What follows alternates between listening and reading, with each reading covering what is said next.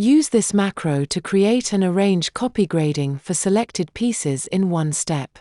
Start the macro and select the pieces with the middle mouse button. Specify the required sizes in the editor. Copy grading will be created and the pieces will be arranged next to each other for improved visibility.